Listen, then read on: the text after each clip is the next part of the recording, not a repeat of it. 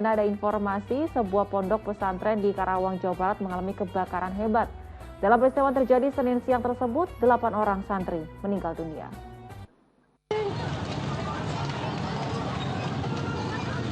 Puluhan santri di Karawang, Jawa Barat ini panik berlarian menyelamatkan diri saat kebakaran hebat melanda pondok pesantren Miftahul Khairat. Api dengan cepat membakar ke seluruh bangunan yang terbuat dari kayu.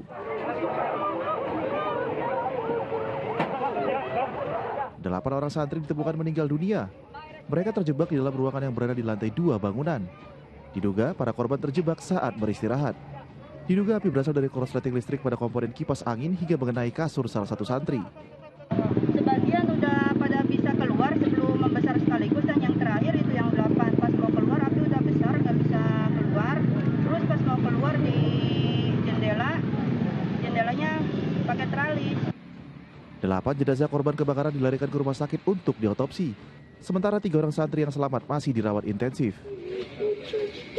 Isak tangis keluarga tak terbendung ketika mengetahui anggota keluarga mereka tewas akibat kebakaran.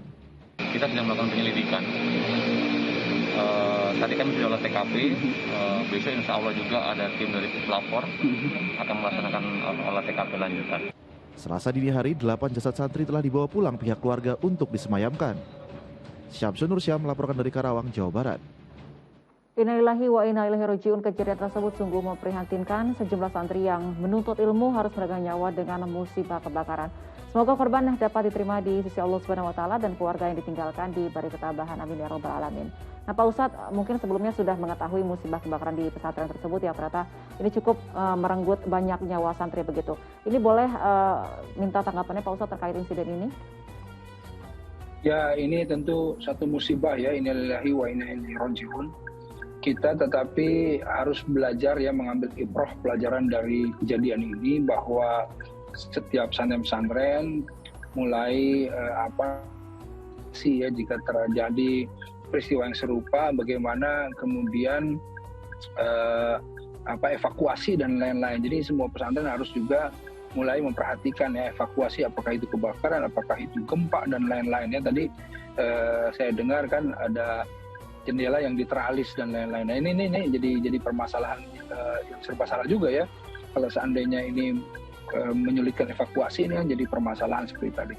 Tapi intinya insya Allah kita tentu memanjatkan doa semua, kita memohon doa kepada Allah agar supaya semua ini menjadi para mujahid ya, dengan oleh Allah dimatikan dalam kondisi keadaan yang syahid ya. Karena memang di dalam hadis juga disebutkan ya, barang siapa yang memasuki masjid atau misalnya mereka sedang menuntut ilmu ya, mempelajari kebaikan dan mengajarkan ya, itu seperti mujahid fisabilillah Rasulullah SAW. Dan barang siapa yang kemudian meninggal pada saat dia menuntut ilmu, ya tentu dia akan menjadi orang-orang yang mati syahid ya. Ya, kita doakan semuanya, karena memang yang namanya ilmu itu kan wajib ya, ilmu itu wajib, apalagi para santri-santri kita, para penghafal Quran, mereka yang soleh-solehah gitu ya.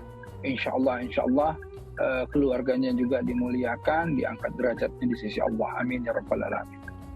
Amin ya robbal alamin. Nah Pak Ustadz, para santri ini tentu ikhlas belajar di pesantren agar mendapat ilmu agama yang lebih begitu.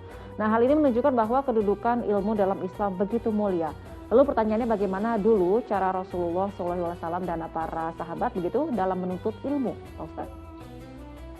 Ya jelas ya, kalau Rasulullah SAW menuntut ilmu kan langsung ya, malaikat Jibril yang langsung datang, langsung menuntun Rasulullah SAW ya, dari ayat ke ayat, memberikan berbagai makna dan lain-lain gitu. Tapi kalau para sahabat justru kan kalau di Madinah itu di Masjid Nabawi ya, kita memahami bagaimana para sahabat itu selalu dekat dengan Rasul ya.